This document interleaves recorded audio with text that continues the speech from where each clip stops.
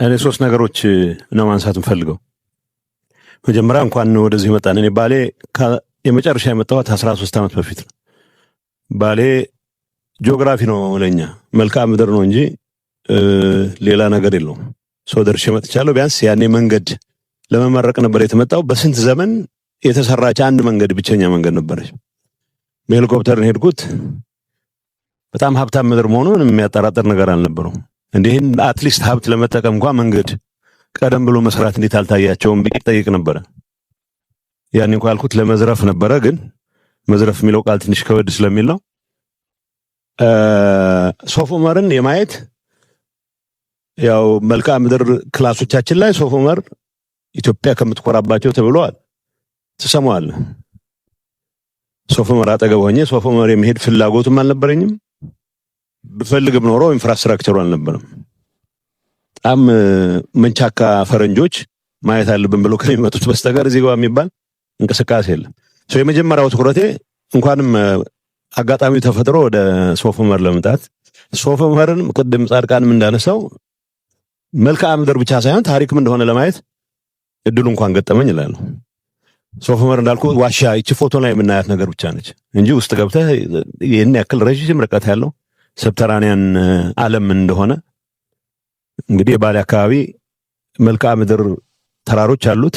ቅድም እነ ጁነዲን ሲያነሷቸው የነበሩ እኔም ትልቁ ፒክ ላይ ፎቶ ለመነሳት ጭምር የቻልኩበት ነው። በታሪክ ምንሰማ የነበረ በወሬ ምንሰማ የነበረ ከመልክዓ ምድርነት ባለፈ ሰውን አታስታውስም፣ ታሪኩን አታስታውስም። ስለዚህ ተጨማሪ ታሪኮችን ማየት የምንችልበት እድል ስለተፈጠረ በጣም ጥሩ አጋጣሚ ነው የሚል እምነት አለኝ። ሶፍ ዑመር መልክዓ ምድር ብቻ ግን አይደለም። ባሌ ያሉት ተራሮች መልክዓ ምድር ብቻ አይደሉም። ውብ የመሆናቸውን ያክል ብዙ እንስሳት መያዛቸውን ያክል ታሪክም ናቸው። ይህ አካባቢ ለምሳሌ የኢትዮጵያ ኢንተግራል የመልክዓ ምድር አካል ነው። ሶፍ ዑመር ይኮራበታል። ሰሜን ማነው የባሌ ማውንቴንስ ይኮራባቸዋል። ግን ደግሞ እዚህ አካባቢ ከ1000 ዓመት በፊት ጀምሮ ከሙሉ ዓለም የተሰባሰቡ የእስልምና ምሁራን ትምህርት ይቀስሙበት የነበረ አካባቢ መሆኑን ማንም ሰው አስተውሎ አያውቅም። የታሪካችን አካል አድርገንም ተንትነን ነው አናውቅም። በጂኦግራፊ የምንኮራውን ያክል ታሪኩም አካላችን ነው ብለን አስበን የምንችልበት አጋጣሚ ነበር ወይ? ቅድም እንደተነሳው ለጂኦግራፊ ያለን ፍቅር ኢትዮጵያም ሆነ ሂማሊያስ ሆነ ብዙ ላይቀየር ይችላል። እዛ ውስጥ ያለው ታሪክ ግን የኛም ታሪክ አካል ነው ብለን ባሰብን ቁጥር ነው የበለጠ አታችመንታችን የሚጠነክረውና ከመልክዓ ምድር ወጥተን ታሪኩንም ጭምር ለማየት አጋጣሚ ስለፈጠረ ከሶፍ ዑመር ጀመርን እንጂ ያየናቸው አካባቢዎች ውስጣቸው ብዙ ታሪክ ያዘሉ ናቸው። ይህንንም ለማየት እድሉ ስለገጠመን አይ ቲንክ ጥሩ አጋጣሚ ነው የሚል እምነት አለኝ። ከሌሎች ጋር መገናኘት እኔም ያስደስተኛል። ቅድም አባዱላ ሲያነሳ ተመላልሻለሁ ይላል። ጁነዲንም ተመላልሸ ሁሉም እዚህ ይኖሩ ነበረ። ለምንድን ነው መሰረተ ልማት ማስፋፋት ያልቻልነው የሚለው ጥያቄ ተመልሰ ስታየው ምናልባት የእንቁላልና የጫጩት የዶሮ ፕሮብሌም ጉዳይ ነው። ሰላምን ልማት ነው የሚያመጣው ወይስ ልማት ነው ሰላምን የሚያመጣው? እርግጠኛ የሆነ መልስ መስጠት አትችልም። ቢያንስ ግን አንዱ ይደግፋል። አባዱላ እዚህ በምትመጣበት ሰዓት አብዛኛው የማረጋጋት ስራ መስራት ላይ ትኩረት አድርገህ ሊሆን ይችላል። ጁነዲን በሚመጣበት ሰዓት ስላይትሊ የተለየ ስራ ሰርቶ ሊሆን ይችላል። እንደዛው የሆነ ይሄንበት ሂደት ነው። ግን በተግባር እዚህ አካባቢ ያለውን ፖቴንሻል መጠቀም ያስቻለን እድል ለምን አላየንም ብለን ስናስብ ታሪክ አለው፣ ጂኦግራፊ አለው፣ ብዙ ሀብት አለው። ቢያንስ ወንዞች አሉት። ከዲቫስቴሽን ውጪ ለልማት ብሎ የማያውቁ ወንዞች አሉ።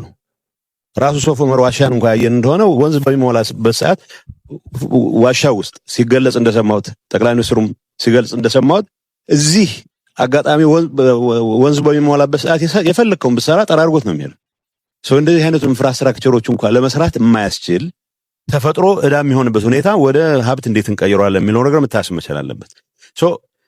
መሬቱ እያለ ህዝቡ እያለ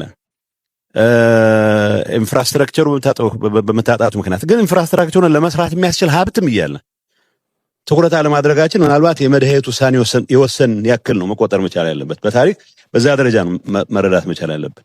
እዚህ ያለውን ሀብት ተጠቅመን ህዝቡ የተረጋጋ ኑሮ እንዲኖር ብቻ ሳይሆን ከሴፍቲኔት ወጥቶ እጁ ውስጥ ባለው ሀብት ሌሎችንም ማገዝ የሚያስችለው ከምንም ነገር በላይ ግን ይሄን አካባቢ ሁሉም ነገር ባሟላ መልኩ ፉሊ ትራንስፎርም ማድረግ የሚያስችለው አቅም መፍጠር እንችላለን የሚል ነው። ሶ ፈለግንም አልፈለግንም ያለፉት ፌሊየሮች ምንድናቸው ብለን በደንብ ስቶክ ወስደን ምናልባት ብዙ እንትን ማለት ሳይጠበቅብን ፎከስድ ሆነን ያለው ሀብት ያለው ሪሶርስ ያለው የህዝቡ አኗኗር ሁኔታ ያለው የአየር ሁኔታ ብዙም ሳይበግረን ብዙ ለውጥ ማምጣት እንደምንችል የምናሳይበት አጋጣሚ ተፈጥሯል የሚል እምነት አለኝ።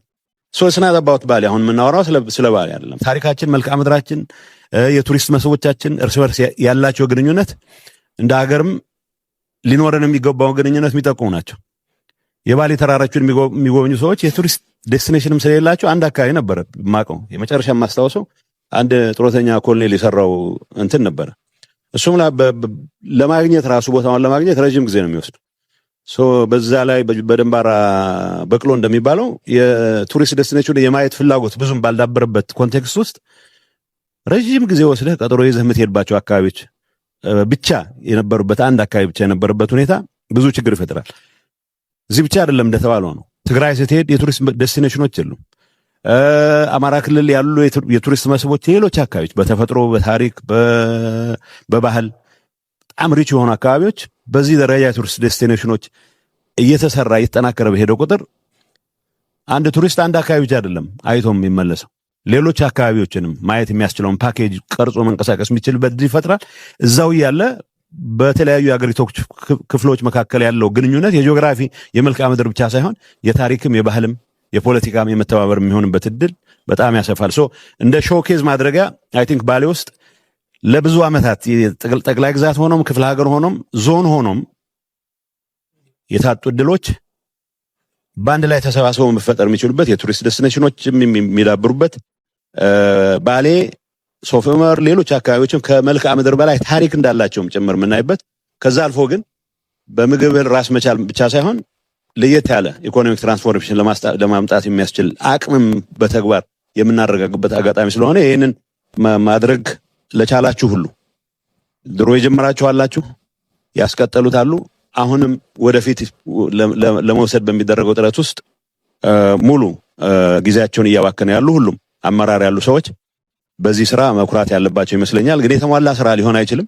በሂደት እየተጠናከረ ሌሎች የሚማሩበት እንዲሆን ከማድረግ አንፃር ግን እነኚህ ነገሮች ለዚህ አካባቢ ዩኒክ የሚሆኑ ነገሮች የመኖራቸውን ያክል ሌሎች አካባቢዎችም ሪፕሊኬት ሊደረጉ የሚችሉ ነገሮች እንዳሉ ታውቆ ልማቶቻችን የቱሪስት መስህቦቻችን ሰላማችንን የምናረጋግጥባቸው ሰላማችን በማረጋገጥችን ምክንያት ደግሞ ሌሎች ተጨማሪ አጋጣሚዎችን የምንገነባባቸው እንዲሆኑ ሁላችንም መስራት አለብን የሚል መልእክት ለማስተላለፍ ነው። በዚህ አጋጣሚ ሸንቀጥቀጥ ለማለት የሚያስችለን ያቃሰትንም ቢሆን ብዙ ጋራ ለመውጣት ስላስገደዱን በዚህ አጋጣሚ ማመስገን ፈልጋለሁ። ሌሎች አጋጣሚዎችም ተጠቅመን መወያየቱ ብቻ ሳይሆን አገር ምን አለው ብሎ ለማየት የሚያስችለውን አጋጣሚ መጠቀም መቻል መልመድ አለብን የሚል እግረ መንገድ መልእክት ማስተላለፍ ፈልጋለሁ። አመሰግናለሁ። እኔም በጣም አመሰግናለሁኝ። እኔ መጀመሪያ ወደዚህ እንደዚህ ጉብኝት እመጣለሁ ወይ ሲባል ምን ኤክስፔክት እንደማድረግ አላቅም ነበር እና ያው ማየት ፈልግ ስለነበር እሺ አልኩኝ። እዚህ ከመጣሁ በኋላ ያየሁት ነገር ፈጽሞ ከገመትኩት በላይ ነው። ይሄ እንደዚህ አይነት ሁኔታ አያለሁ ብዬ አልገመትኩም ነበር።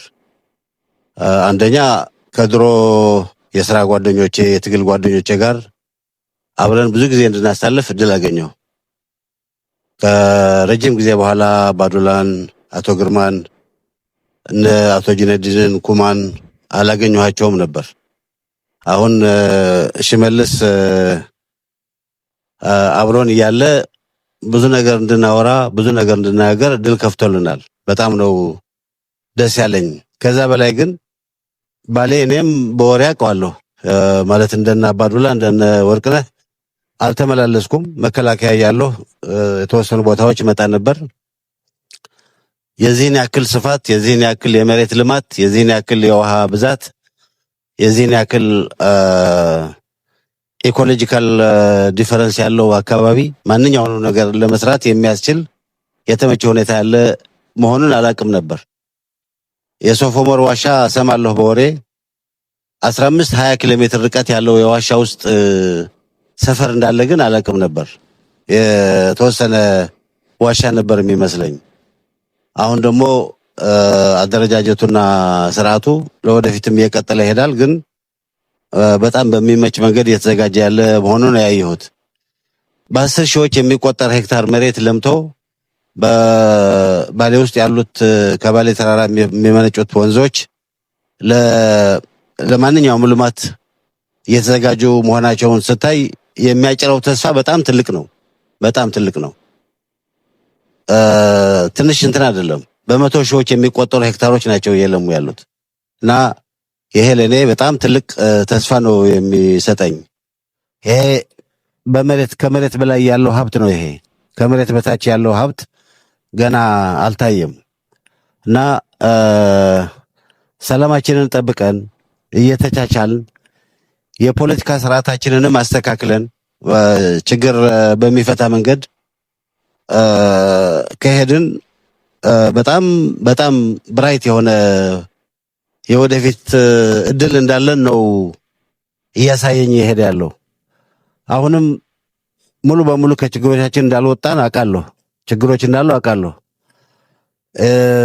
እነዚህ ችግሮች የፖለቲካ ስርዓታችንንም በማስተካከል እየተቻቻልን እኔ ያልኩት ብቻ ይሁን ሳንል የራሳችንን ጉዳይ ሳፕረስ አድርገን ለሀገር የሚጠቅም ነገር በመስራት እንፈታቸዋለን።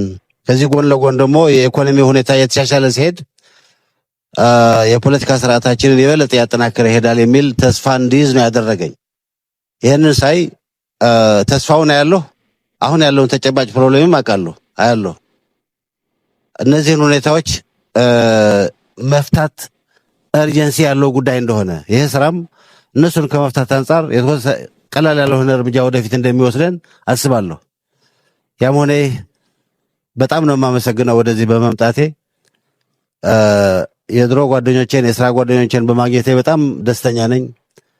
እንደ አቶ ሽመልስ ያሉ ወጣቶች ጋር ደግሞ በደንብ ማውራታችን በጣም ደስተኛ ነኝ። እንደዚህ አይነት ዩኒክ ስብስብ ያለፈውንም እያወራህ የሚመጣውንም እያሰብክ መሄድ የሚያስችል ሪትሪት አይነት ልበለው መዘጋጀቱ በጣም ትልቅ ነገር ነው የሚል እምነት አለኝ። ከመጠን በላይ አመሰግናለሁ።